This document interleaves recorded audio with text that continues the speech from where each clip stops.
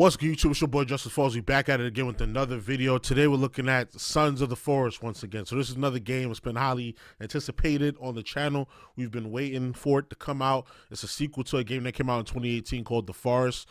And here's some more footage on it from you-know-who. So without further ado, let's get to the video. With the long-awaited sequel to 2014's The Forest peering at us through the trees, you're likely wondering what's new in Sons of the Forest. So we got the developers from Newnight Games to share some juicy details about the upcoming survival horror. From complex AI systems to new dynamic building, here are 5 things that you need to know about Sons of the Forest. Okay, this better be important. I know the enemies beat up your camp, like they come out of nowhere and fuck up your camp.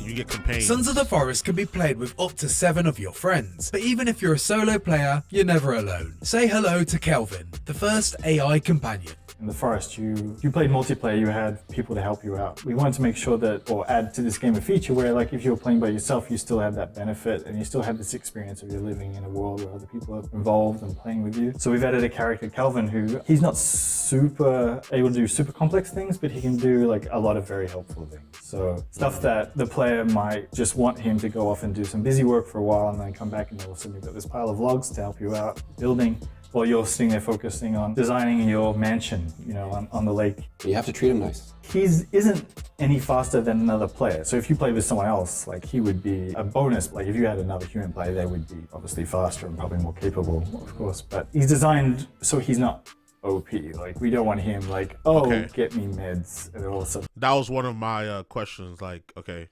is she gonna be like OP? Because the other character with the 4 legs, she seems like she's going to be OP because she could shoot, she could combat and all that. Like, I don't know. We'll see. You just don't have to worry about fighting like that risk. We want to make sure that the game's still a challenge, but he can kind of help you take it off the edge some of the things that you might not find as interesting, or maybe you just want to focus on something and have this other thing happening while you're doing that. Yeah, it's just nice to have a little companion around and sit by the fire with. He can be moral support too, right? He can carry around music while you're building. Like, honestly, that was the first use we used him for, at least not me personally, when we're doing a lot of building tests. Give him a radio and he'll follow you around and you're building away and he's just like happily holding the radio while you're building. So can be portable music player. Yeah. It appears that Kelvin is everything that you might want in a companion. But if you're really determined to have the ultimate solo survival experience, there's a cruel way to disable Kelvin. If you really want, you can probably shoot him. Yeah, he's gone. There's no there's no respawning. But Kelvin isn't the only AI companion. They was talking about that in the last video. Like, if you want to disable him, like, you can literally just disable him. You can just smoke him and he won't come back. You can meet in Sons of the Forest, with others such as the 3-armed mutant Virginia appearing over time. So yeah, there's other characters in the world OP. who aren't the typical enemy types, and they'll help you or maybe give you some information about the game or the story and help you lead you through the world of the forest, or Sons of the Forest.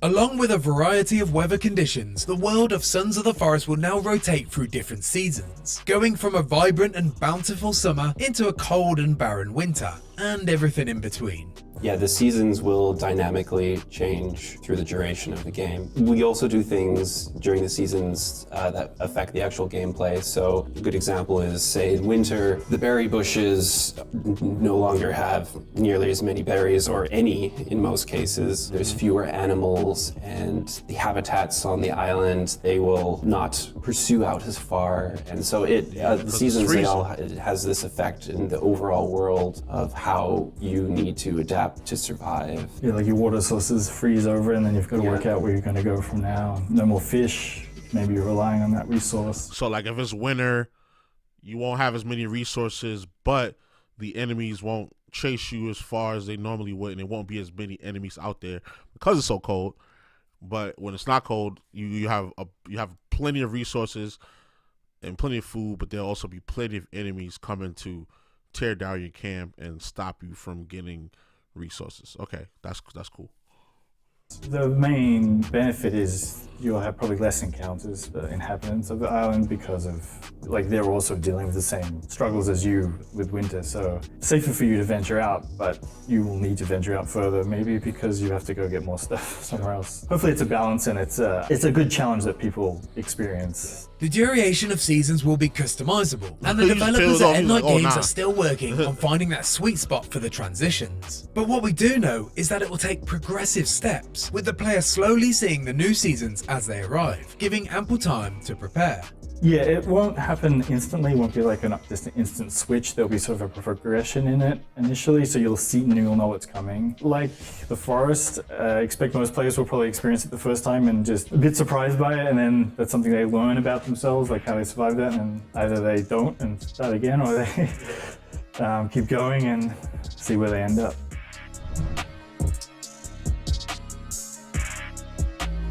Fans of the Forest will remember the floating ghost builds of the first game, and the gamified experience of loading resources into this blue, translucent design as you build your predetermined object. In Sons of the Forest, Newnight Games, in a quest for immersion, have now ditched the training wheels, providing a realistic and impressive depiction of wilderness carpentry, offering freedom to build in any way that you choose. You're holding these logs because you're really strong. So, and you're actually placing them down. If you need, you split them with your axe, right? It's just, rather than just everything popping into place and... Yeah, or a magic It still kind of ghost pops into showing place. up and you're throwing logs into space and it appears a mile over.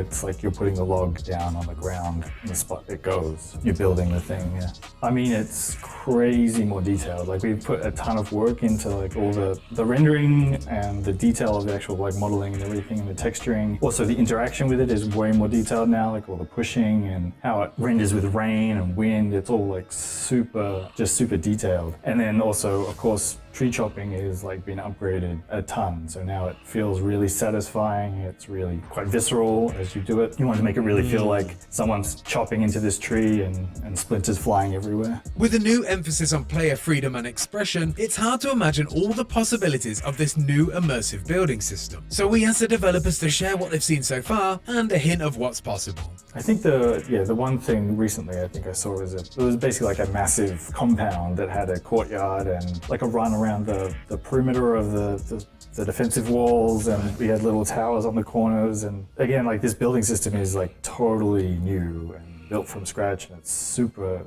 rewarding. Like, that it's not from something we created, it's something he created, like he can do whatever he wants, and it's like pretty amazing.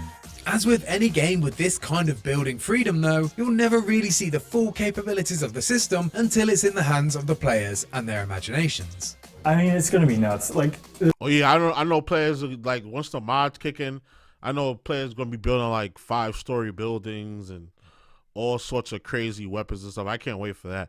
I might actually get this game on PC because of that, because of the mods and all of that, and once the community gets a hold of it. the first game, looking at some of the stuff they're able to build with that system is crazy. But this one, we've sort of said, okay, how can we make that even more possible? So it's less, prefab structures. You actually you design the building you're building. So the way they're going to be able to bend it to create shapes is going to be quite impressive, I think. And I feel like that's going to be a massive amount of interest in the game, is just like, what can we build potentially with this system? Right. I want to see it. I want to see it all.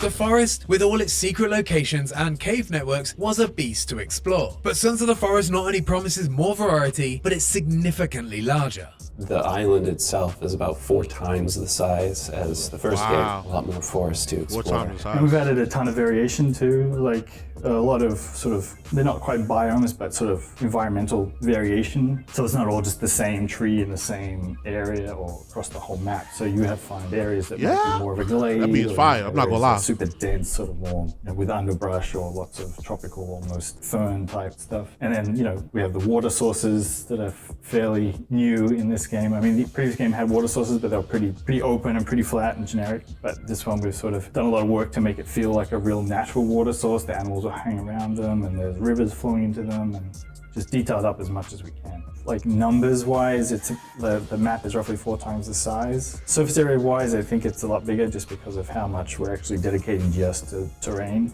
in that. There's obviously the subterranean areas, which there's a lot more of. As far as like plants and trees and stuff, I'm not gonna lie, the graphics is fire. Variations we have, but we have a lot more variations. That lighting right there, like 5 times. Like that contrast in the lighting right there, like that was cool. Like which variations we have. Like just how it would be in real life. If you're walking through a dark ass cave, you can see the dynamics of the lighting. Like you can see the fluorescent, you know, light of a light bulb, and then it fade. I mean, of a LED light or whatever kind of bulb is in that flashlight, and then it transitions to the light from a natural fire. And then as you go deeper, it gets darker again because it's a pitch black cave. Like just little stuff like this, and then the water flowing through looks real. Like just stuff like this is what like gets me to want to play games, so I can experience that with my own 2 eyes while I'm playing it. Like just little stuff like this, I think that's so cool. And plants and ferns and things, and again, they're all hyper detailed and quite interesting and vivid. I mean, I definitely think that's a big thing with Sons of the Forest, is that because there's just so many assets, so many trees and vegetation now on this island, and the trees are so towering over you. If you're just standing on the island somewhere, it feels like you're in a forest, and you can look in one direction and be like, I wonder what's out of sight that way, and look the other way. It's overwhelming. It's awesome. I think the total number of like just objects, sort of like trees and bushes in the previous game was roughly around 40,000, I think. In this one, it's about 2 million. Damn, that's crazy. Like the forest, Sons of the Forest is full of wildlife, cannibals, and monstrosities to come across. Like Kelvin and the other companions, everything from a squirrel to a hideous mutant has the ability to make their own survival decisions, and can make judgments on how they interact with the player. Entirely, like we have a very like an advanced AI system we've basically built out to try to like create real living worlds, and one of the key mechanics of that is sort of an association or relationship that they can develop with you. They remember things, like things you've done, things you do, how you behave, how you interact with them, positive and negative. That interaction is actually sort of key to how you develop your relationship with them ultimately. I mean, it's hard to, it seems weird to put the word relationship, but it ends up being basically a relationship. The way you act in a protective sense or in a supporting sense, like food and resources, sort of impact their feelings towards you. It's because of this AI system that we can do those things now quite easily, where it's like, oh, well, it's raining now. So if this guy just saw his buddy get decapitated, he's going to be afraid and he's going to stumble and fall in the mud. Whereas maybe a different cannibal is a little more, higher in morale and that sort of thing. And, he's going to get furious and charge at you. There's not just basic stats like fear and anger. There's other stats like how religious they feel, or how much leadership they have, or how dedicated they are as a follower. So there are characters in the game that are leaders essentially, and they have an idea, and then the other characters will say, well, I'm more of a follower, so I'll attach my thought to that guy's thought. So they say, well, I'm going to go do this, so let's go do that. And the cool thing is, because this isn't all like heavily scripted or anything, these things just happen around you. They may happen when you're around, or maybe they won't. The cool thing is that these things, they don't always trigger, right, which makes it feel a lot more organic as well. It's just one of those things that once you add enough of these like dynamic pieces, it's just sort of dance that happens when you start fighting a whole bunch, and you realize that they're not just running at you. Like a lot of games that we experience, the general AI mechanic is like, there's the player, I see the player, attack the player. If it's a long fight, they'll get tired and they'll go and try to hide to rest. Like it's not like they're hiding because you're beating them up, they'll hide because they're tired. The impressive AI of all living things in Sons of the Forest doesn't just apply to how they... when they really was booking for them to be tired, just use the rest of their energies to book it. I wonder does this cross do anything? Interact with the player though. The general mechanic where we've created with the world and the enemies is there's actually somewhat factions within the enemies, in that there's certain types and they behave differently, and some of them don't like each other. You can be in a fight in a village with a group of cannibals, and then a group of the what we call the muddies show up, and they will actually start fighting the muddies off because they don't want them in their village. And you can take the opportunity to get away if you're like having a battle, or you can take the opportunity to let them kill each other off first, and then you come in and finish them up. That kind of thing. So it's, and then the creepies, there's a balance there with the creepy enemies that are more sort of cave dwelling and the actual villages, and there's sort of like an ebb and flow of like, if you kill off all the villages, then you might have to deal with more creepies now, or if there's a kind of a turf war mechanic that's been sort of, that will flow through the game as you're playing, and you can influence it by doing certain murderous actions, I guess. Yeah. So you can think like, I guess in a way you can kind of control the turf war, because again, if you take out some of the cannibal villages, that might allow the creepies to spread a little more that way. There's also the system in that if you just go on a murderous rampage and start taking tons of cannibals out, they will start to try and prepare more against you by starting to wear more armor. And then they might start doing some proactive, trying to remove you from their ecosystem. Environment. Little hunting parties. Pull up on you. And if you like that video and want to hear more about Sons of the Forest, why not check out our exclusive preview? And for everything else in the world of cannibals and gazebos, stick... Alright, so yeah, so pretty much they've built upon the existing framework from the first game, The Forest, and they've like maxed it out for this next generation of consoles. Because I don't think, when did the PS5 and the PS, then again it's on PC too, so I don't know. So yeah, they really just took the original idea and just turned it up 10 notches. So I like the fact that it really seems like they're paying attention to detail, and they're really trying to take the game to the next level and provide a different experience than the first one. A lot of times with these games, these developers will just completely abandon the other idea from the last game and just do something completely different, but then call it a sequel, but it's not really a sequel.